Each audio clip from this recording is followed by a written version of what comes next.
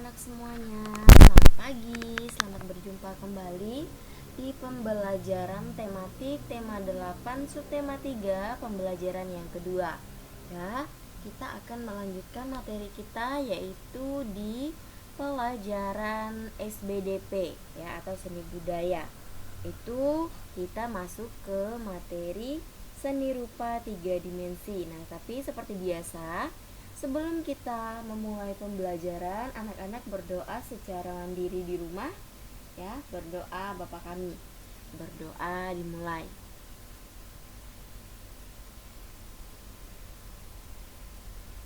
Berdoa selesai. Nah, oke anak-anak, terima kasih karena sudah berdoa bersama Ibu Guru ya. Nah, anak-anak, hari ini kita akan membahas materi tentang karya seni 3 dimensi. Nah, kalian bisa buka buku LKS kalian itu di tema 8 subtema 3 halaman 84 ya. Itu ada materi SBDP tentang seni rupa 3 dimensi. Nah, kalian siapa yang pernah pergi atau pernah melihat ya gambar dari Candi Prambanan seperti pada gambar yang ada dalam buku LKS kalian? Nah, di situ sudah ada ya gambar dari Candi Prambanan. Nah, Candi Prambanan ini dia terletak di Kecamatan Prambanan, Sleman di Yogyakarta dan Kecamatan Prambanan, Kabupaten Klaten, Jawa Tengah. Nah, candi dan patung yang terletak di sana itu tentu saja memiliki sejarah dan makna tertentu. Nah, anak-anak siapa yang masih ingat dengan kisah Roro Jonggrang dan Bandung Bondowoso? Nah, ini adalah candi yang dimaksud dalam cerita tersebut ya. Jadi, patung itu merupakan karya seni rupa 3 dimensi di dalam cerita tersebut ya. Nah, benda karya seni rupa 3 dimensi itu dia terbentuk dari perpaduan unsur-unsur seni yang dapat dilihat dari segala arah, dapat diraba, dapat disentuh, dan dapat kita masuki. Misalnya ya candi, kemudian Tugu Monas dan Gapura ya. Nah, itu bisa kita lihat, kita bisa melihatnya secara langsung, kita bisa berkunjung ya.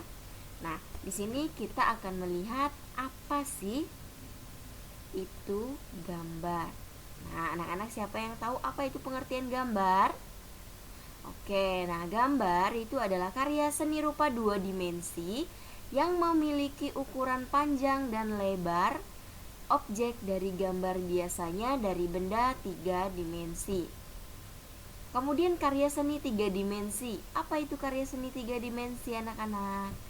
Nah, karya seni 3 dimensi itu ya adalah karya seni rupa yang memiliki ukuran panjang, lebar, tinggi, dan volume.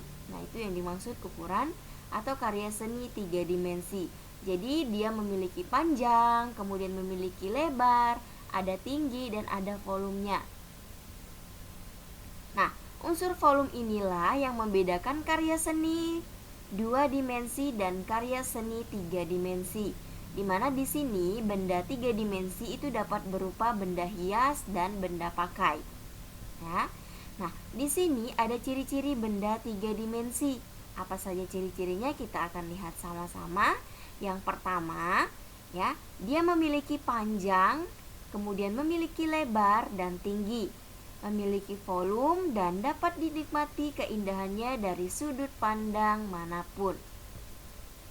Ya, itu adalah ciri dari 3 dimensi. Jadi ada 3 ciri. Yang pertama dia memiliki panjang, kemudian memiliki lebar dan tinggi. Yang kedua juga memiliki volume, dan yang terakhir dia dapat dinikmati keindahannya oleh semua orang dari sudut pandang manapun. Nah, kemudian jenis-jenis benda 3 dimensi. Nah, apa saja jenis-jenis 3 dimensi, anak-anak? Ada yang tahu? Ya, jenis-jenis 3 dimensi yang pertama itu ada yang disebut dengan benda kubistis. Nah, maksudnya benda kubistis ini adalah benda-benda yang berbentuk menyerupai bangun kubus atau balok. Nah, kalian bisa perhatikan beberapa gambar. Ya, gambar yang pertama itu adalah gambar lemari, kemudian ada kulkas, kemudian ada penghapus, ya. Nah, kalian bisa perhatikan ini adalah gambar atau benda kubistis, ya. Benda yang menyerupai bangunan kubus atau balok. Nah, contohnya seperti kotak susu, ya, kotak pensil, kotak tisu, kemudian ada meja dan kursi, ada lemari, dan ada bak sampah. Nah, ini adalah benda kubistis, ya, artinya benda yang berbentuk menyerupai bangun kubus atau balok. Nah, contohnya seperti ini tadi, ya, pada gambar. Nah, kemudian yang kedua itu adalah benda silindris. Nah, benda silindris ini maksudnya dia membentuk menyerupai silinder atau elips. Nah, contohnya seperti yang sudah kalian lihat pada gambar. Di sini ada botol, kemudian ada gelas, di sini ada celengan, ada teko, ada mangkok, dan ada guci, ya.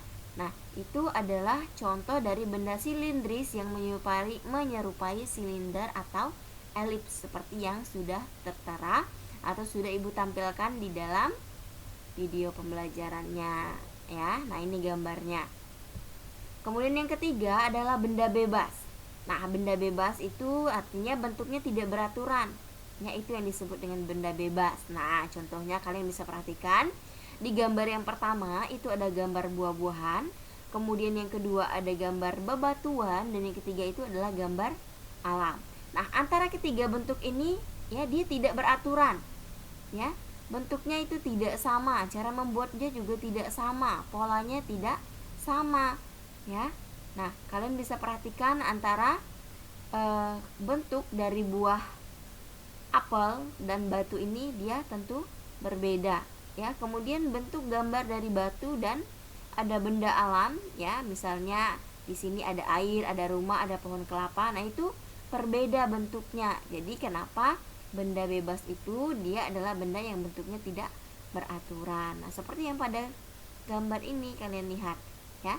Ini gambarnya tidak ada yang beraturan, tidak ada yang sama, ya. Gambarnya berantakan. Nah, ini yang dimaksud dengan benda bebas. Nah, kemudian ada teknik dasar menggambar benda 3 dimensi. Nah, jadi anak-anak selain tadi ada beberapa contoh, ya, dari beberapa benda yang bisa disebut dengan 3 dimensi. Sekarang kita akan melihat bagaimana teknik dasar dalam menggambar benda 3 dimensi ini tadi. Ya, yang pertama itu dia menggunakan teknik arsir, ya. Nah, teknik arsir ini artinya teknik menggambar dengan menggunakan garis-garis sejajar atau menyilang untuk menentukan gelap terang objek suatu gambar sehingga terlihat seperti 3 dimensi. Nah, seperti pada gambar ini.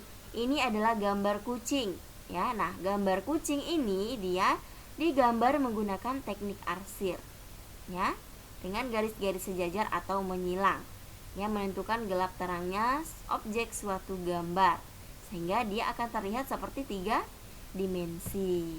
Nah, kemudian yang kedua, teknik arsir yang dibuat dengan cara menggores-goreskan pensil, tinta, spidol atau alat-alat yang lainnya, kemudian hasilnya nanti berupa garis-garis berulang yang mana akan membuat kesan gelap, terang, gradasi atau kesan dimensi, ya. Jadi ini kalau misalnya kita membuat, ya, seni rupa 3 dimensi, ya. Nah, ini contohnya. Teknik yang pertama kita menggunakan teknik arsir. Nah, kemudian teknik yang kedua itu kita bisa menggunakan teknik akuarel atau sapuan basah, ya. Nah, maksudnya di sini teknik melukis dengan menggunakan cat air atau akuarel dengan sapuan warna yang tipis sehingga lukisan yang dihasilkan itu dapat bernuansa transparan atau dia tembus pandang. Nah, itu kalau menggunakan teknik akuarel. Nah, kemudian yang ketiga ada teknik dusel atau gosok. Nah, teknik ini menggambarkan dengan cara menggosok sehingga menimbulkan kesan yang tebal tipis atau gelap terang, di mana alat yang bisa digunakan itu antara lain yaitu seperti krayon dan pensil warna. Nah, ini adalah beberapa alat yang digunakan dalam membuat atau kita membuat sebuah gambar menggunakan teknik dusel atau gosok, ya. Jadi alat yang bisa digunakan itu antara lain krayon dan pensil warna.